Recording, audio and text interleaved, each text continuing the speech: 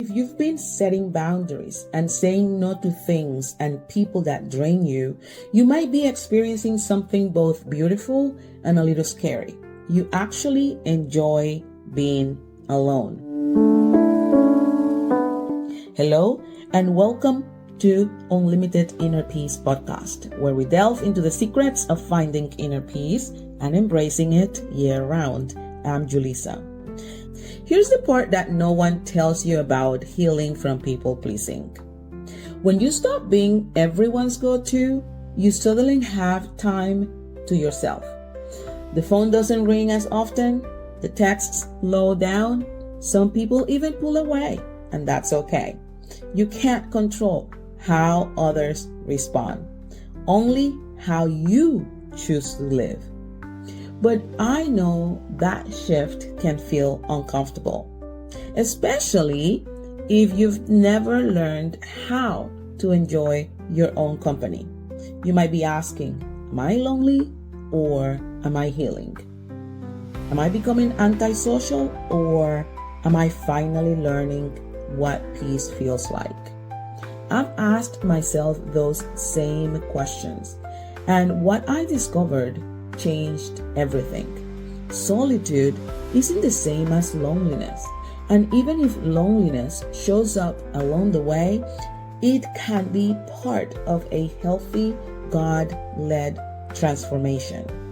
Stay with me until the end, because I'm going to share not only how to embrace your season of solitude without guilt, but also how to turn it into a powerful season of spiritual growth, plus a free tool to help you make the most of this time. Last week, we talked about healing from people pleasing and the power of setting boundaries. And now you might be wondering, what do I do with all this newfound space in my life? Today, we're going to explore why your season of solitude might be one of the greatest gifts God has given you, and how to embrace it as a time of renewal, intimacy with Him, and personal discovery. Let me paint a picture you might recognize.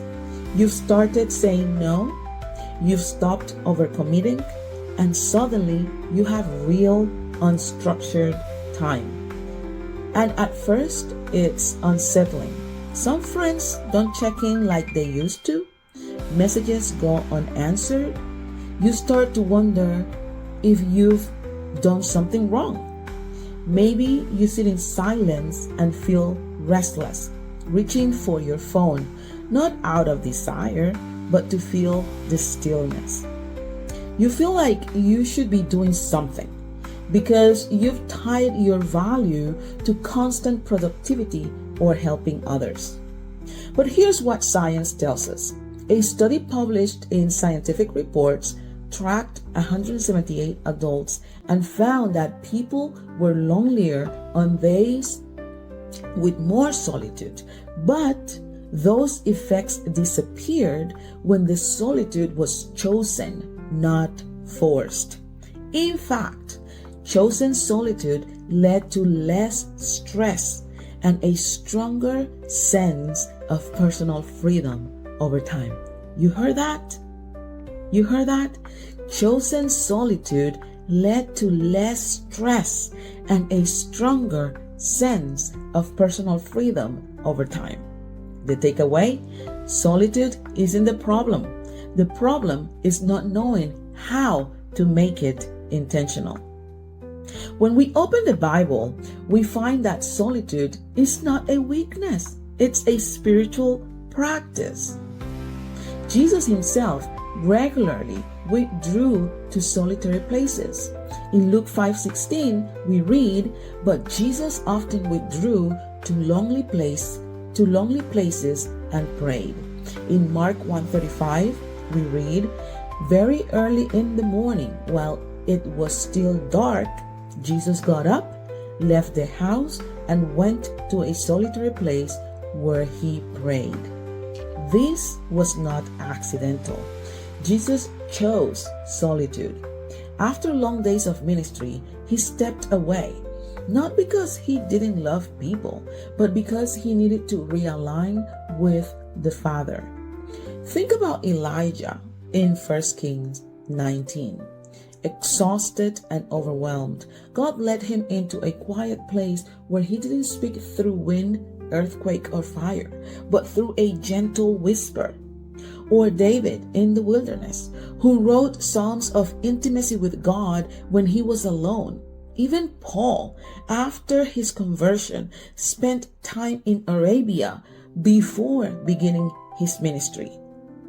And we can read that in the book of Galatians, chapter 1, verse 17. Solitude has always been God's classroom for his people. It's where we receive direction, healing, and renewed strength. Psalm 46:10 says, "Be still and know that I am God." Sometimes you can only know when you finally stop moving. Now I want to share with you 5 pathways to embracing sacred solitude. Number 1, understand solitude versus loneliness.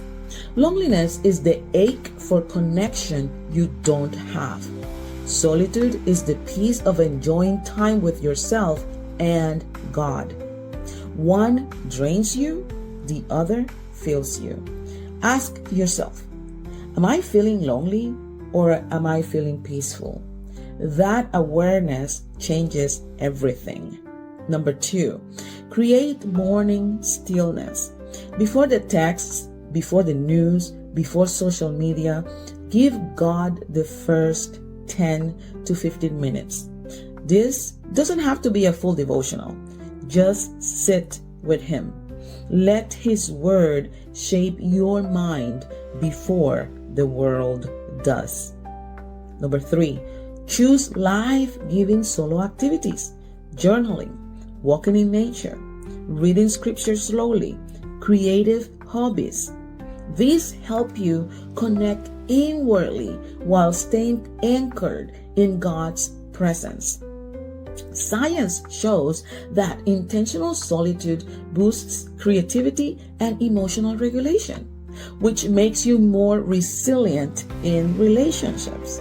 Number 4, guard your time from digital noise. Turn off notifications for a set block of time. Your nervous system needs breaks from constant pings to truly rest.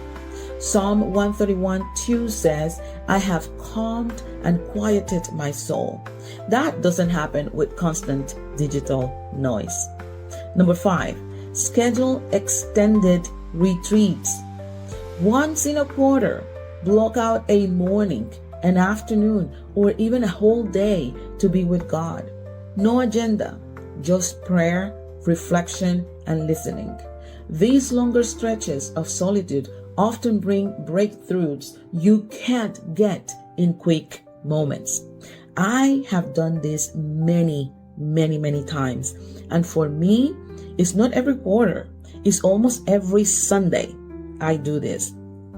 Almost every Sunday morning, I block pretty much the whole morning. And I spend that time in prayer and in reflection and in meditation and in reading and in journaling, just being with God. And it's amazing. It's transformational. Now, I want to share something personal with you. There was a time I felt almost guilty for enjoying being alone. I'd make plans with friends and secretly feel relieved when they got canceled. I wonder, am I becoming antisocial? But I realized that as an introvert, I need that time to recharge. When I embraced that truth, my relationships became more genuine. I started saying yes because I wanted to be there, not because I felt obligated. This isn't isolation. It's the peaceful, God-connected solitude. And it's become the space where my soul finds rest after serving others. If you feel guilty for craving alone time, Let me release you from that today. Your need for solitude is not selfish. It's a God-given rhythm that keeps you healthy, joyful, and spiritually alert. When you learn to be alone with God, you carry His peace into every interaction. And from that place, you love people more deeply without losing yourself. I've created a free resource for you, the Sacred Solitude Toolkit, 21 ways to turn your alone time into your secret weapon. Inside, you'll find practical ideas, boundary scripts, and a 7-day challenge to help you embrace this season. Download it using the link below. Try one practice this week and let me know in the comments what's one thing you're learning about yourself in your season of solitude. And remember, you were created for both connection and contemplation. Honor both, and you'll find the peace your soul has been craving, and you will begin to experience really true inner peace. If you have found this episode helpful and it has benefited you and it has been a blessing for you, I want to ask you to please like this episode, subscribe to the channel if you haven't already done so, and share this episode with someone that can benefit from it. Until next time, see you. Bye-bye.